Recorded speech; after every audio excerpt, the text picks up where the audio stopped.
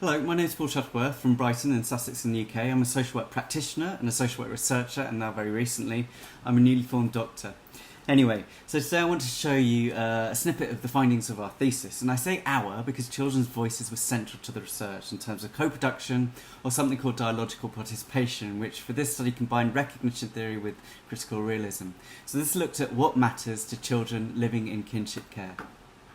Kinship care is a long-term caring arrangement within the family constellation for children who cannot remain with their birth parents. Despite being the most prevalent alternative care arrangement for children throughout the world, there's a lack of research into it. Also, there's lots of the descriptive, the what. For example, we know that around the world, caregivers are more likely to be older, single, female, grandparents, less educated, unemployed, live in overcrowded conditions, and live in poverty. We also know that kinship caregivers often have significant physical, behavioural and mental health needs. And these types of statistics are so useful for placing kinship care in context. It's useful for mapping things out in terms of the what for kinship care as a social work service. But whilst looking at the what is really valuable in giving us an overview, just viewing it and researching it as an efficiency of service or something that's value for money is only part of the story. We also must find out about how children living in kinship care do family and do family life. Then we can look at what important things matter and make a difference when we're trying to support these families. And let me just say, research finds that worldwide we're not particularly good at supporting these families. They often get left behind or forgotten in terms of policy and practice. Another point about research is that most of it's adult-centric, so very few bits of research, around 3 or 4, solely examine the views of children solely in kinship care arrangements. This was first in England.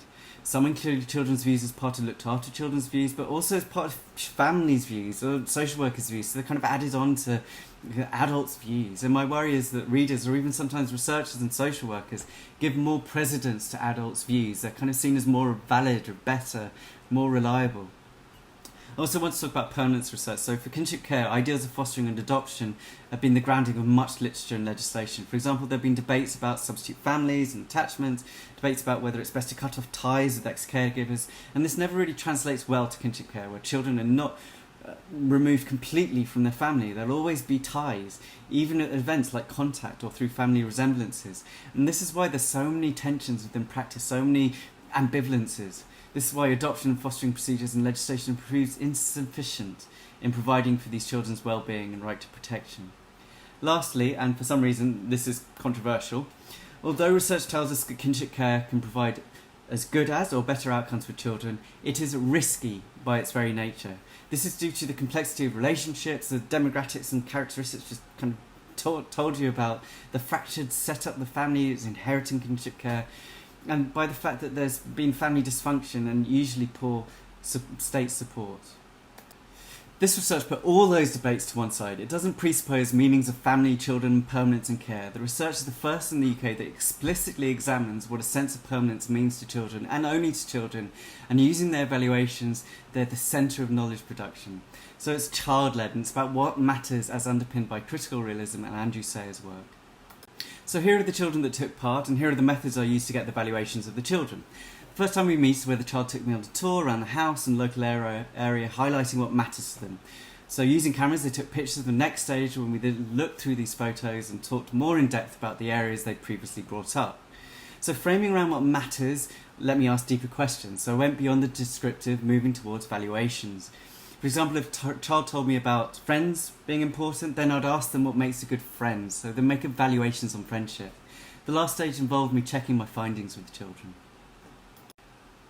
So what kind of things came up? Well, this has been kind of my mind for the last few years, and I know it's complex and complicated, and actually seemingly full of contradictions, but this represents the children's lives as well. All I can say is out of this seeming chaos came some really important values, some really smart ways that children are managing these complexities, these ambivalences, these seeming contradictions. So let's first look at values. This is something most people look at and think that they're the results of the study, so you can pause it here, but all of these values are interesting not because they suggest that children need these things to have a good life. The purpose is not for carers and social workers to aim for these things or show these things without reflection.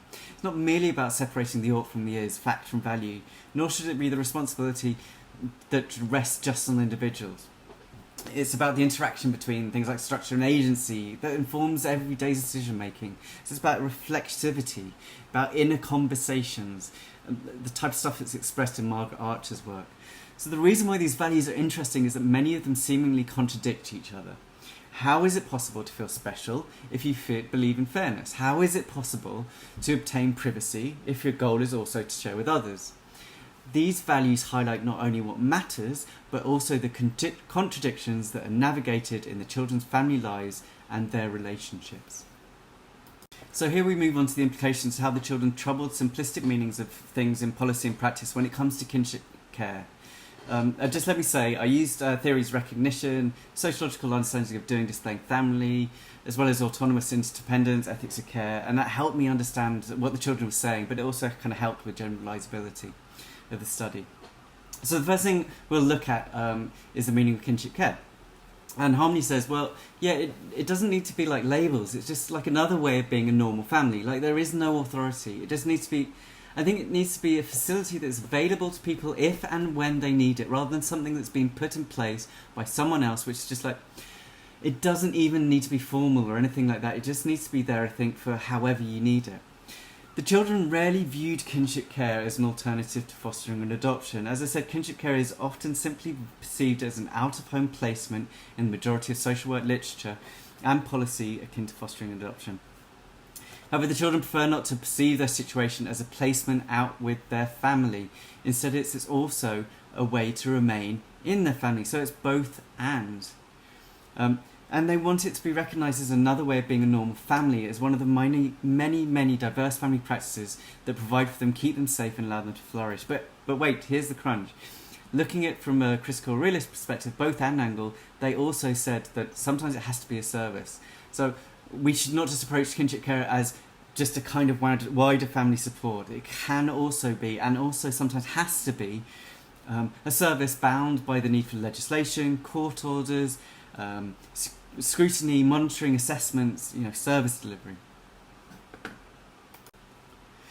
The children also challenged traditional views of both family and home. The children viewed blood ties as an indicator of family, but not necessarily a requirement of it. So Eliza talks about, well, for me, most people that I need, even the ones that are not directly related to me, for me, they're still family. So it's kind of not compensation, but it's like I've got so many other family members, so it kind of makes up for the fact that I don't have the original house unit. So family then are practices that formed and evolved, and it's akin to sociological theories. Family's not static, it's not a thing of particular makeup, but instead, most probably due to their experiences, it changes, as do the roles of the individuals within it. It grows, and it's an advantage of kinship care for these children. They view it as the ever-changing responsibility of the whole family, rather than just their birth parents, or even their current carers. Similarly, home doesn't have to be a single place of residence, but rather than places of safety, comfort and care. The children showed how they disrupt common simplistic notions of family and single home in social work policy and practice, which are often used for things like assessments and often primarily based on theories of attachment and originated in thinking around fostering and adoption. The children reflect current thinking about the primary importance of a sense of permanence. They show that a sense of permanence, affiliation, belonging and independence in the family network is more important than legal permanence or having stability, descriptive indicators, with one or two primary caregivers throughout their lives. So it's therefore not about substitute care. Instead, again, it's about having a growing sense of family to care for them, and so permanence happens across the family network and changes in time within different spaces. So Louise here is talking about, and yeah, Grandma said if she drops down dead the next day, then we have to go and live with Uncle M and Auntie J and her sister. We have to move all the way to where they are, and then so I'll have to go to a different school when I'm literally in my second term of the secondary school. So if you look at this amazing plot, you'll see that children are essentially permanency planning throughout their lives. They're actively doing this work. The children also use time to make sense of permanence, interdependence and identity. They use tools, objects, items, spaces for reflexivity in order to move forward using their past. And they do this by being supported by others. So having a sense of permanence, identity is an ongoing process and practice which the children are again continuously thinking about, testing and revising. They're constantly doing this life story work, although they don't ever call it that. Finally, having a sense of affiliation, solidarity, belonging, of permanence, it's not just confined to family relationship, but also depends on links with their community. So the children often wanted to move outside their often very intense family relationships and gains a sense of solidarity and achievement by using things like schools. They're extracurricular activities and clubs, for example. The children show that relationships, links and connections with others in their lives are ongoing. Rainbow says here, although my sister is not here, I can see her by phone, by computer and by things that she's given to me, like love. And I talk about people that aren't here every day, and I have pictures of them, and this, shows a postcard, it says that sisters will be forever friends. And my sister's fiancé taught me how to ride a bike. So these connections do not just end. Connections remain whether or not essential people in their lives, such as birth parents or sisters, are physically present. Separations and connections are not two distinct things, they're intertwined. Again, the children use different tools and strategies to maintain these connections in a variety of nuanced ways. They're constantly doing this contact, but they don't use that name. So I prefer to use words like connections, as this doesn't conjure up visions of face-to-face contact, which the children said is not always necessary or even wanted. They also acknowledge that circumstances and wishes will change as they get older. Importantly, children feel that the whole family requires help to manage these connections and relationships with each other to ensure they're trusting, caring and reciprocal. The children wish to have the option to be consulted on every aspect of their life. So Zach says, we're not just dumb brats, we get what it means to be happy and safe. And anyway, if adults have more experience, then why are most adults stabbing each other and causing all this war? They want consultation to be done with sensitivity at the right time, in the right way, with people whom they have trusting, caring relationships. And what we're talking about here is the ethics of care, the ethics of right, as well as a truly dialogical, participatory process. They understand that truly participating and having a say can be challenging, can involve negotiation and even conflict. It's about finding the right, meaningful and ethically sound space for it. Furthermore, the children do not wish to make the final decisions. This is important, as they believe that this is the role of adults whose experience and resources they rely on to keep them safe as well as provide for them. But they want to be part of the conversation. The main message is to focus on what kinship care is rather than what it is not. It is a family practice in some senses, but not all senses a placement service. It is both. However, we need to stop thinking of it as an alternative to remaining with birth parents or as an alternative to fostering and adoption. We must treat it as a different phenomena in its own right that has existed for many years in different forms and shaped services around what it is. This is obviously difficult to do, especially in modern times, and different organisations and charities are quite rightly fighting for parity in terms of payments in line with stranger foster carers. But what we're doing here is we're just kind of adding onto it. We're not dealing with it in its own right, we're kind of perpetuating the myths and poor recognition of what actually is entailed in these children's everyday lives. Another example is using existing orders and legal frameworks which weren't necessarily designed for kinship care, but now they're becoming the usual kinship care orders.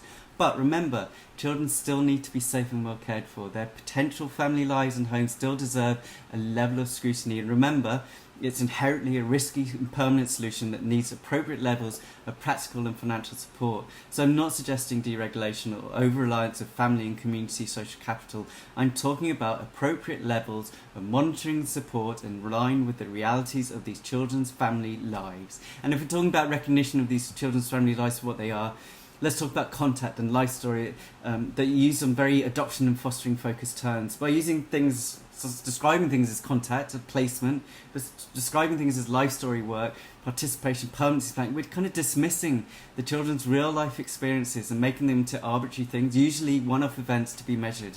And it's stuff that we do to children that doesn't necessarily take into account what the children are already doing, like their permanency plans through their way through their lives. So we must ensure that children and their views, thoughts and ideas are given serious consideration and seen as exceptionally useful resources. The children have and are thinking about these things so much longer than professionals, and they've lived experience of the realities of family lives and the relationships within it. And they do not expect that they should take complete responsibility for all of this. They understand that adults should hold significant responsibilities, but they feel quite rightly their experiences, wisdom should be acknowledged, and they should be heard and included in conversations and negotiations to some extent at all levels, including at the very beginning. So on the day-to-day living, children seem to want to be given further opportunities to safely explore and sometimes play out seeming contradictions, tensions, and be in these reflective spaces. They need resources appropriate to their needs, to explore the both and, to explore the tensions within permanence in their family lives, whether that be through therapeutic intervention, play, pet siblings, trampolines, or simply having conversations when they feel safe to do so. They want time and contained spaces to enjoy the relationships, navigate the separation, connections in their lives, but also just to simply enjoy the world and the people around them. In this study, they've clearly shown what their needs are. Now let's find ways to truly understand, reflect and respond to them.